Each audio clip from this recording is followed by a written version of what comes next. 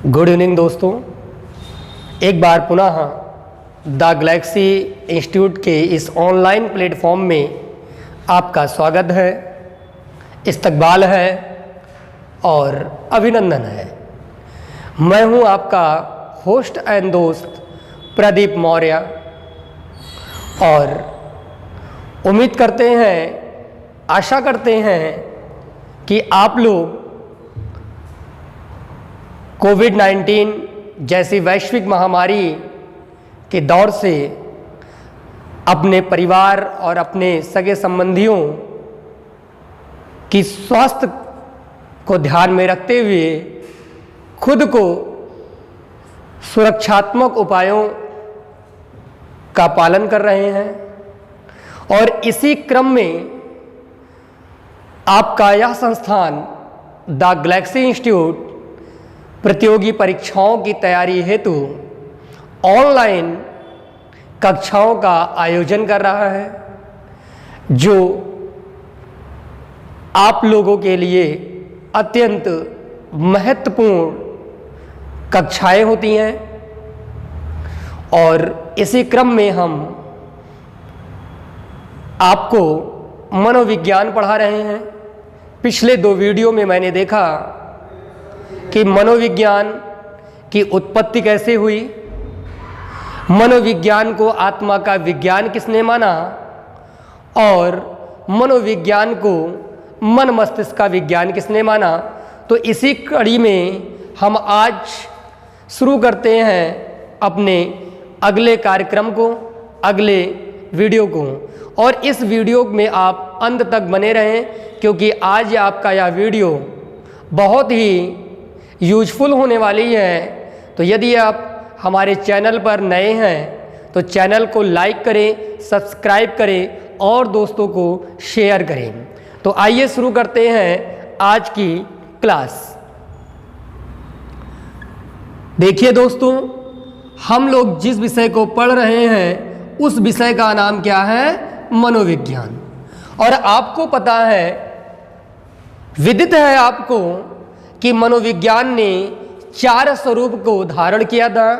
पहला था आत्मा का विज्ञान, दूसरा था मन मस्तिष्क का विज्ञान, तीसरा चेतना का विज्ञान और चौथा व्यवहार का विज्ञान। तो दोस्तों, पिछली 2 वीडियो में मैंने आपको बताया कि आत्मा का विज्ञान क्या है और मन मस्तिष्क का विज्ञान क्या है। इसी क्रम में आज हम लोग मनोविज्ञान के तीसरे स्वरूप का अध्ययन करते हैं, जिस स्वरूप का नाम है चेतना का विज्ञान। क्या नाम है? चेतना का विज्ञान। क्या नाम है दोस्तों? तो चेतना का विज्ञान। ये बात आपको याद रखनी होगी, चेतना का विज्ञान। एक प्रश्न पूछा जाता है, कई बार क्वेश्चन पूछे जाते हैं, बार बार क्वेश्चन पूछे जाते हैं कि मनोविज्ञान को चेतना का विज्ञान किसने माना? मनोविज्ञान को चेतना का विज्ञान किसने माना? तो आपको याद रखना होगा, वह व्यक्ति था। कौन व्यक्ति था? William Wundt.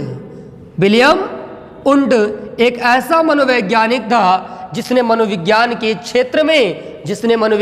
क्षेत्र में एक नई क्रांति ला दी। क्रांति हम क्यों कह सकते हैं? क्रांति हम क्यों कह सकते हैं? क्योंकि दोस्तों, मैंने पिछली जो भी क्लासेज हम लोग देखी, जो मनोविज्ञान के जिन 2 स्वरूपों का मैंने अध्ययन किया, उन 2 स्वरूपों को मैंने देखा। वो क्या थे? अमूर्त थे। आत्मा क्या है? अमूर्त है। मन क्या है? अमूर्त है। मस्तिष्क क्या है? तो अमूर्त है। इसलिए यह वैज्ञानिक तथ्य पर या वैज्ञानिक तथ्य पर प्रयोग नहीं किया जा सकता है। आत्मा पर कभी प्रयोग नहीं किया गया, जिसके कारण आत्मा के विज्ञान को अस्वीकार कर दिया गया और मन मस्तिष्क को भी अस्वीकार कर दिया गया। क्योंकि अध्ययन में सदैव मूर्त चीज़ों को शामिल की जाती है, अमूर्त चीज़ों को कभी शामिल नहीं की जाती है। और इसी क्रम में विलियम वुंट के द्वारा एक नई क्रांति लाई जाती है मनोविज्ञान के क्षेत्र में। इसलिए विलियम वुंट को क्या माना जाता है? आधुनिक मनोविज्ञान का जनक। क्या माना जाता है? आधुनिक मनोविज्ञान का जनक। तो दोस्तों यह क्वेश्चन बार बार पूछा जाता है कि आधुनिक मनोविज्ञान का जनक किसे माना गया? तो आधुनिक मनोविज्ञान का जनक विलियम वुंट को माना गया। दूसरी बात, इसमें कुछ प्रमुख सहयोगी व्यक्ति थे। कौन थे? तो ये सहयोगी इनके कुछ प्रमुख व्यक्ति थे जो चेतना के विज्ञान को समर्थन देते थे, चेतना के विज्ञान को मान्यता देते थे, या यूँ कहा जाए विलियम वुंट की बातों को समर्थन देते थे। उसमें से सबसे प्रमुख व्यक्ति जो है, इनका प्रमुख शिष्य था जो बाद में चलकर इनके विचारों से अलग भी होता है, जिसका नाम था विलियम वुंट का जो शिष्य था उसका क्या नाम था? William James. क्या नाम था? जेम्स। इसके बाद में जो दूसरा प्रमुख व्यक्ति होता है जिसका नाम था जेम्स सली। क्या नाम था? जेम्स सली। ये दो व्यक्ति ऐसे हैं जो क्या हैं, वो इस विज्ञान का प्रबल समर्थक थे, विलियम जेम्स और जेम्स सली, जो विलियम वुंट की बातों से समर्थन रखते थे। विलियम वुंट के बारे में कुछ और फैक्ट को हम जान लेते हैं। विलियम वुंट के बारे में कुछ और फैक्ट को जानते हैं। तो सबसे पहले विलियम वुंट के द्वारा संरचनावाद संप्रदाय का नींव रखी गई। किसकी नींव रखी गई?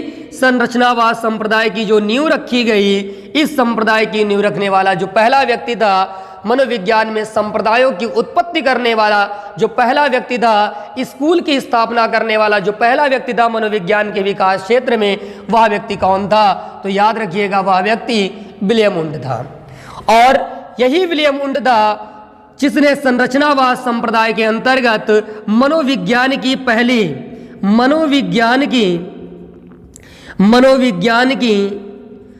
पहली या प्रथम प्रयोगशाला स्थापित की। कई बार क्वेश्चन पूछा गया है, कई बार यह प्रश्न पूछा गया कि मनोविज्ञान की पहली प्रयोगशाला किसने स्थापित की? तो आपका उत्तर क्या होगा दोस्तों? विलियम वुंट होगा।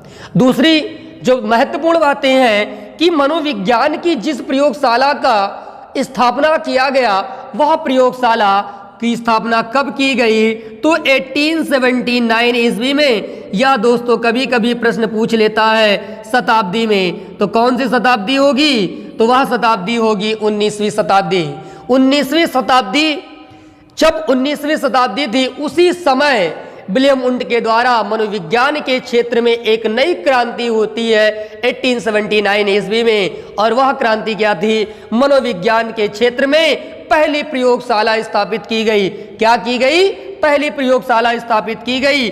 और कहाँ की गई? तो दोस्तों याद रखिएगा, एक देश है जिसका नाम है जर्मनी। क्या नाम है? जर्मनी। और जर्मनी का एक प्रसिद्ध शहर है, उस शहर का क्या नाम है? तो याद रखना होगा, उस जो शहर है उस शहर का नाम है क्या? लिपजिंग शहर। क्या नाम है? लिपजिंग शहर।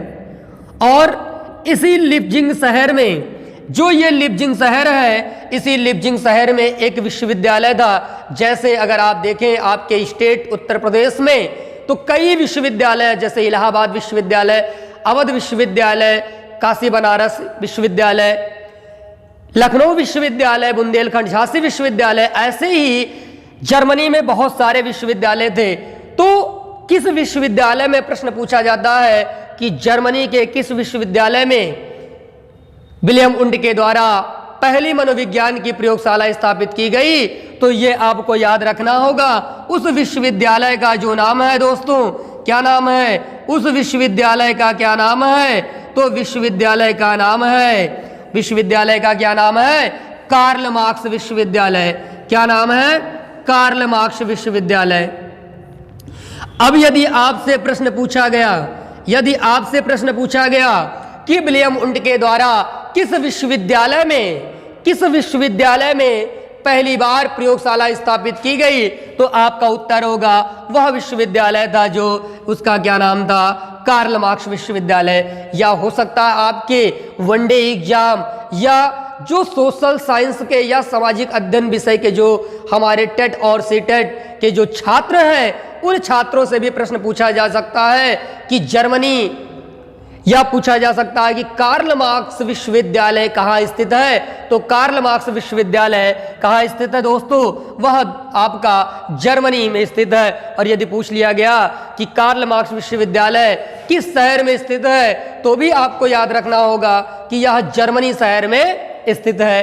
ठीक, दूसरी बातें आपको याद रखनी होगी, एक और महत्वपूर्ण बातें याद रखनी होगी। जो यह विलियम वुंट है, यह विलियम वुंट को कहा जाता है प्रयोगात्मक मनोविज्ञान का जनक। क्या कहा जाता है इसे? प्रयोगात्मक मनोविज्ञान का जनक। इसे कहा गया क्या? प्रयोगात्मक मनोविज्ञान का जनक। दोस्तों, प्रयोगात्मक मनोविज्ञान का जनक कहा जाता है किसे? विलियम वुंट को। क्यों कहा जाता है? क्यों कहा जाता है? मनोविज्ञान में जो प्रयोगात्मक मनोविज्ञान की जो शाखा है, उस शाखा का जनक विलियम वुंट को क्यों कहा जाता है? तो याद रखिएगा, क्योंकि यही एक ऐसा व्यक्ति था जिसने सबसे पहले मनोविज्ञान में प्रयोगशाला स्थापित की। इसी प्रयोगशाला स्थापित करने के कारण विलियम वुंट को प्रयोगात्मक मनोविज्ञान का जनक भी कहा जाता है। दूसरी बात, जब ये प्रयोगात्मक मनोविज्ञान की बातें हो गई, इसके साथ ही साथ इसी संरचनावाद संप्रदाय के अंतर्गत विलियम वुंट ने एक विधि का भी प्रादुर्भाव किया, एक विधि का भी निर्माण किया। उस विधि का नाम क्या था? अंतर्दर्शन। क्या नाम था? अंतर्दर्शन विधि। और यही अंतर्दर्शन विधि क्या है? यही अंतर्दर्शन विधि मनोविज्ञान की प्राचीनतम विधि है। प्रश्न पूछा जाता है, 2015 के यूपी टेट में क्वेश्चन पूछा गया कि मनोविज्ञान की प्राचीनतम विधि है। ऑप्शन दिया गया अंतर्दर्शन विधि, बहिर्दर्शन विधि, प्रयोगात्मक विधि, सर्वेक्षण विधि। तो ऐसी स्थिति में आपका उत्तर क्या होगा? जो मनोविज्ञान की प्राचीनतम विधि थी, उस विधि का नाम था अंतर्दर्शन विधि, और इसीलिए इसे मनोविज्ञान की प्राचीनतम विधि कहा जाता है। क्या कहा जाता है? प्राचीनतम विधि कहा गया। अब आपसे अगर प्रश्न पूछ लिया जाए, अब यदि आपसे प्रश्न पूछ लिया जाए कि मनोविज्ञान की सबसे पहली विधि कौन सी है, तो मनोविज्ञान की सबसे पहली जो विधि है उसे का नाम क्या है? अंतर्दर्शन। और अंतर्दर्शन विधि का जनक किसे माना जाता है? अंतर्दर्शन विधि का जो जनक माना जाता है वो आपका विलियम वुंट है, जिसे अंतर्दर्शन विधि का जनक माना जाता है। और एक प्रश्न और यहां से निकलता है, अंतर्दर्शन विधि का शाब्दिक अर्थ क्या है? अंतर्दर्शन जो विधि है, इसका जो शाब्दिक अर्थ है, तो इसका शाब्दिक अर्थ क्या होगा? तो इसका शाब्दिक अर्थ है अंदर की ओर देखना, अंदर की ओर देखना या झांकना। क्या कहलाता है? अंतर्दर्शन विधि। तो ये आपका कुछ प्रमुख बातें थी जो केवल और केवल विलियम वुंट से संबंधित थी। विलियम वुंट से संबंधित जो कुछ प्रमुख बातें थी वो हम बातें पर चर्चा कर चुके हैं। अब आप लोग इसे स्क्रीनशॉट ले लीजिए। तत्पश्चात हम चलते हैं चेतना के विज्ञान की तरफ।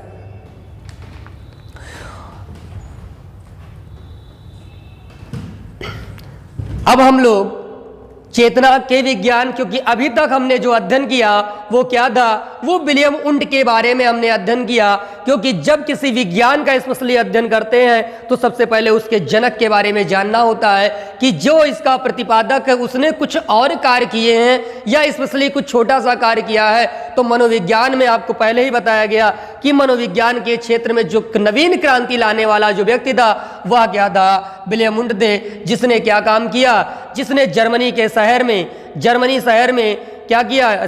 जर्मनी के लिप्जिंग शहर में कार्ल मार्क्स विश्वविद्यालय में सबसे पहले मनोविज्ञान की प्रयोगशाला स्थापित करता है 19वीं शताब्दी में, या वर्ष में पूछा जाए तो 1879 ईस्वी में। और इसने सबसे पहले एक संप्रदाय की स्थापना की जिसे का नाम था संरचनावाद, और इसीलिए संरचनावाद को कहा जाता है मनोविज्ञान का प्रथम संप्रदाय। क्या कहा जाता है? मनोविज्ञान का प्रथम संप्रदाय। यदि आपसे प्रश्न पूछ लिया जाए कि मनोविज्ञान का प्रथम संप्रदाय कौन है या क्या है, तो मनोविज्ञान का जो प्रथम संप्रदाय है वह संप्रदाय है संरचनावाद संप्रदाय। और इसी संरचनावाद संप्रदाय के अंतर्गत अंतर्दर्शन विधि का भी प्रादुर्भाव होता है, निर्माण होता है, जो मनोविज्ञान की प्राचीनतम विधि होने का उसे गौरव प्राप्त है। और अंतर्दर्शन विधि का जो शाब्दिक अर्थ है, जिसे क्या कहा गया, अंदर की ओर देखना या झांकना कहा गया। तो उम्मीद करते हैं कि यहाँ तक आपको समझ में आया होगा। अब आप लोग इसका पूरा का पूरा स्क्रीनशॉट ले लीजिए। तत्पश्चात हम लोग चलते हैं चेतना के विज्ञान की तरफ।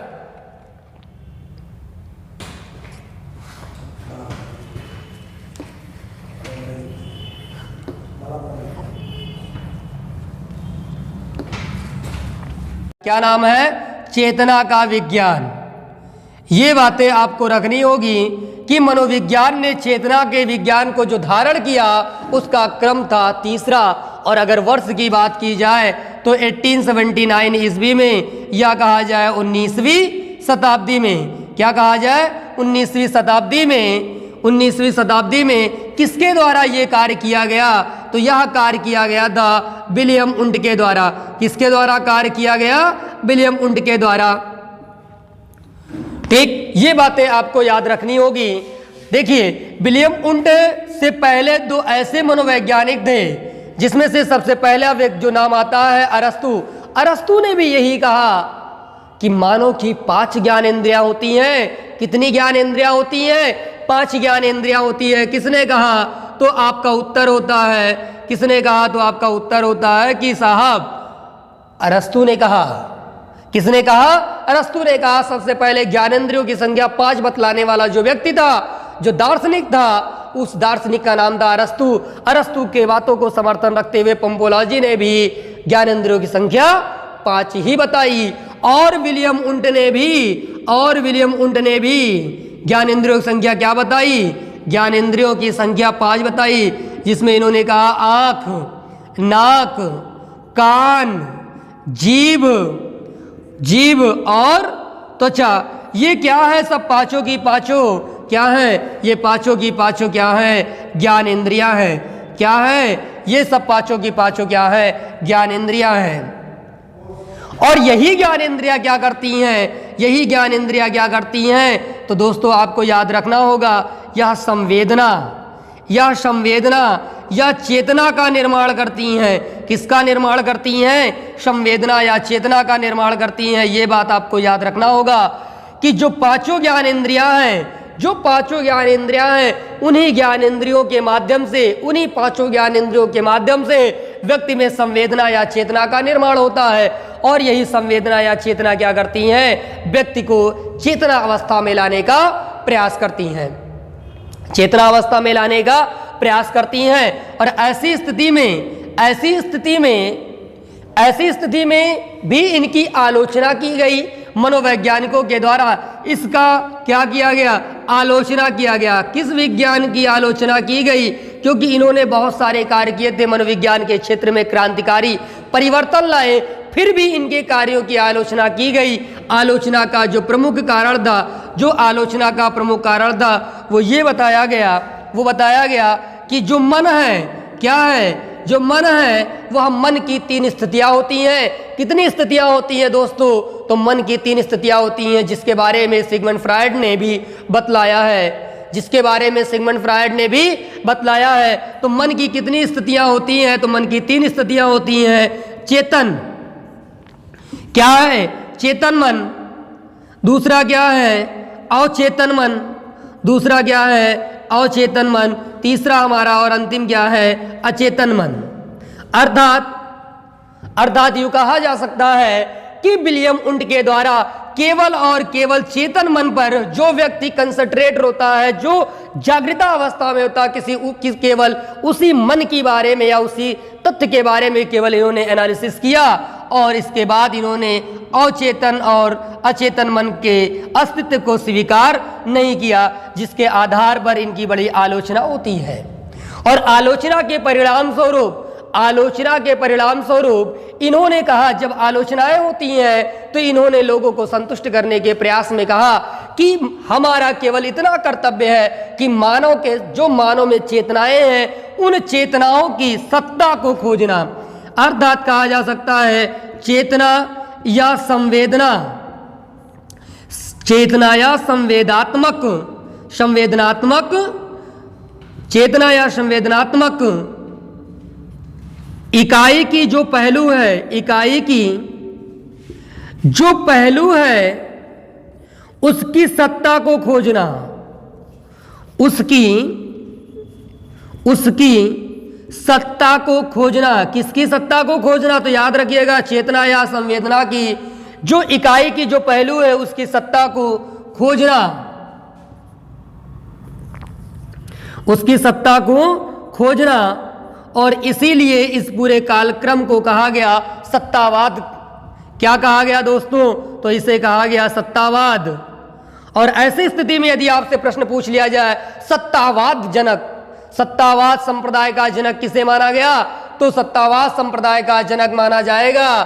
तो आपका उत्तर क्या होगा? सत्तावाद संप्रदाय का जो जनक है वह जनक क्या है? विलियम उंट है। क्या है? सत्तावाद संप्रदाय का जो जनक है, जो सत्तावाद, जो ये सत्तावाद है, इस सत्तावाद संप्रदाय का जो जनक माना जाता है वो विलियम उंट माना जाता है।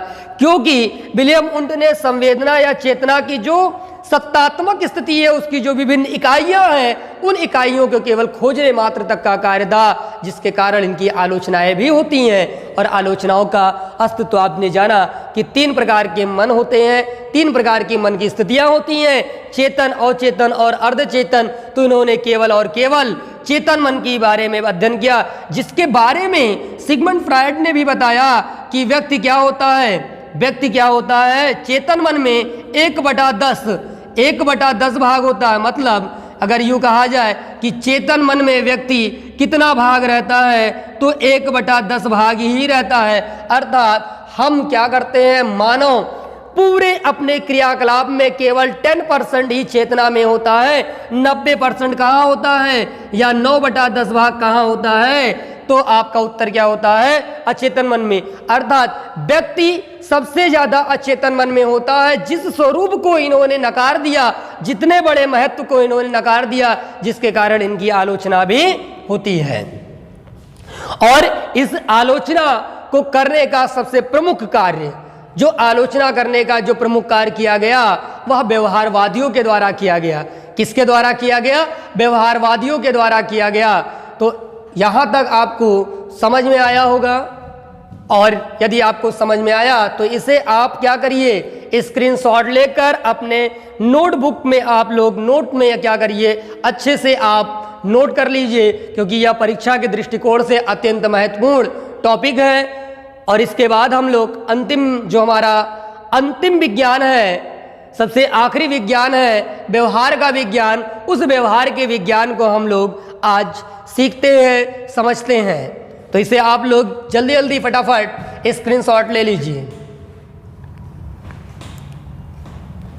चलिए, इसके बाद अब हम लोग क्या करते हैं, इसके बाद हम लोग व्यवहार के विज्ञान को देखते हैं कि चेतना के विज्ञान को जब नकारा गया, अमान्य किया गया, तो व्यवहारवादियों ने नया कार्य क्यों किया, कैसा कार्य किया गया उनके द्वारा, जो वर्तमान में प्रासंगिक है और वर्तमान में क्या है, उपयोगी है। क्योंकि आपको ध्यान दीजिए, पिछली अगर वीडियो को आपने देखा होगा, पिछली क्लास को अगर आपने देखा होगा, तो बताया गया कि अरस्तु ने कहा कि हमें ब्रह्म को खोजना नहीं है, ब्रह्म का अध्ययन नहीं करना, हमें तो मानव का अध्ययन करना है। और मानव में अध्ययन करने के लिए सबसे पहले आत्मा का जो विकास यात्रा मनोविज्ञान में आत्मा से प्रारंभ होती है, वह मानव के व्यवहार पर आकर रुकी। तो मानव के व्यवहार पर आकर रुकी, और इसीलिए यह जो विज्ञान है वो वर्तमान में भी क्या है, महत्वपूर्ण है। क्योंकि हम लोग क्या करते हैं, जब किसी व्यक्ति का एनालिसिस करते हैं तो कहते हैं कि वो क्या है, जब हम किसी व्यक्ति का अध्ययन करते हैं तो सबसे पहले क्या करते हैं, उसके व्यवहारों का हम अध्ययन करते हैं और कहते हैं यह व्यक्ति अमुक प्रकार का इसका व्यवहार है, चाहे उसका व्यवहार पॉजिटिव रहा हो या निगेटिव रहा हो। तो हम कहते हैं किसके आधार पर किसी व्यक्ति को हम लोग सही मानते हैं और किसी व्यक्ति को हम गलत मानते हैं, उसका जो आधार स्तंभ है वह क्या है, व्यवहार। और इसीलिए मनोविज्ञान में जो वर्तमान में मनोविज्ञान ने जो वर्तमान में स्वरूप को धारण किया है वह व्यवहार के विज्ञान को धारण किया है। किस विज्ञान को धारण किया है? तो मनोविज्ञान ने व्यवहार के स्वरूप को धारण किया हुआ। इसीलिए प्रश्न पूछा जाता है मनोविज्ञान में अध्ययन किया जाता है, तो आपका उत्तर क्या होता? मनोविज्ञान में व्यवहार का अध्ययन किया जाता है। और व्यवहार में किसका अध्ययन किया जाता है? तो मानव प्राणियों का व्यवहार, जो मानव प्राणी का जो व्यवहार है उसी व्यवहारों का अध्ययन किया जाता है। और इसी क्रम में अगर हम देखें तो यहाँ का जो इस विज्ञान का जो प्रमुख व्यक्ति था, उस प्रमुख व्यक्ति का नाम था जे.बी. वाटसन। क्या नाम था? जे.बी. वाटसन। तो ये आपको याद रखना होगा कि यह व्यक्ति जो था इसका क्या नाम था? जे.बी. वाटसन व्यक्ति था। अब यह व्यक्ति जो था, इस विज्ञान का जो प्रादुर्भाव होता है वो 1912-13 ईस्वी में होता है। तो आपको ये याद रखना होगा कि व्यवहारवाद या व्यवहार का जो विज्ञान आया वह कब आया? या 1912-13 ईस्वी में आया। और सबसे प्रमुख व्यक्ति था जिसका नाम था जे.बी. वाटसन। जे.बी. वाटसन के बारे में कहा भी जाता है, जे.बी. वाटसन के बारे में कहा जाता है, एक स्टेटमेंट कई बार पूछा जाता है, आप हमें कोई भी बालक को दे दीजिए, हम उसे चोर, डाकू, लुटेरा, अध्यापक, इंजीनियर, डॉक्टर कुछ भी बना सकते हैं। अर्थात वह व्यक्ति के व्यवहारों के आधार पर ही डिसीजन लेते हैं। और इनका एक प्रमुख प्रयोग था।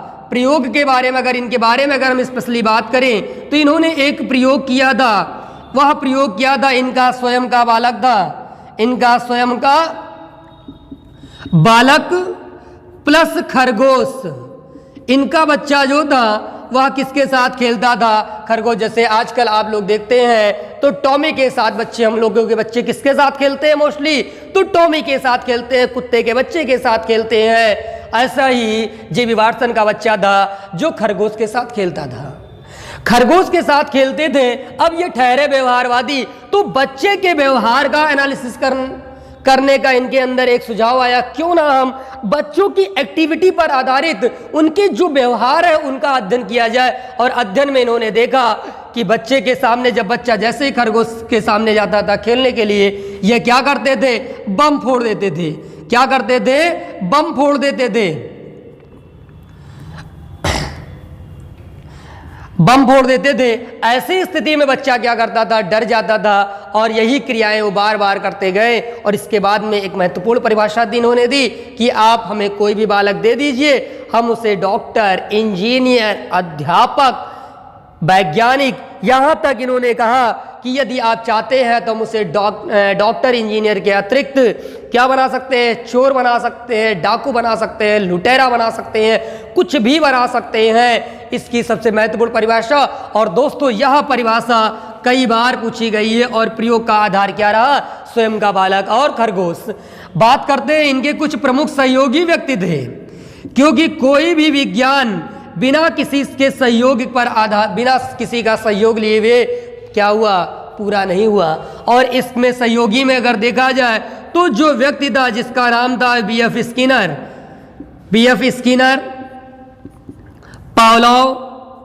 पावलोव, इवान पेट्रोविच पावलोव, जिसको हम लोग कहते हैं आई.पी. पावलोव। इसके बाद में जो व्यवहारवादी आया इसका नाम था एडवर्ड ली थॉर्नडाइक। इसके बाद में आपका आया सी.एल. हल।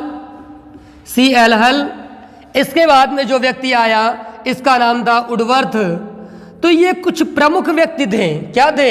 ये कुछ प्रमुख व्यक्ति थे जो व्यवहारवाद या व्यवहार के विज्ञान का समर्थन करते थे, जे.बी. वाटसन की बातों का समर्थन करते थे और व्यवहार के विज्ञान को आगे बढ़ाने में, विकास करने में भी इनका अमूल्य योगदान रहा।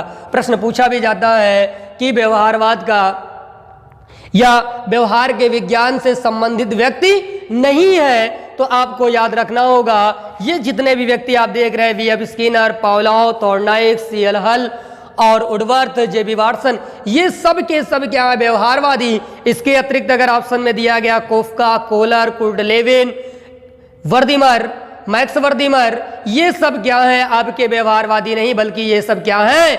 गेस्टाल्टवादी। तो आपको यहाँ पर मैचिंग करने वाले क्वेश्चन पूछे जाते हैं और सारे क्वेश्चन पूछे जाते हैं। तो यहाँ तक आपको समझ में आया होगा इसकी जो इसके आगे की चर्चा परिचर्चा है, उस चर्चा परिचर्चा को हम लोग अपने अगले वीडियो में देखते हैं। तब तक के लिए आप मस्त रहिए, स्वस्थ रहिए, परिवार के साथ एंजॉय करिए और अपना तथा अपने परिवार का इस वैश्विक महामारी के दौर में अपना और अपने परिवार का ध्यान रखें। जय हिंद, जय भारत।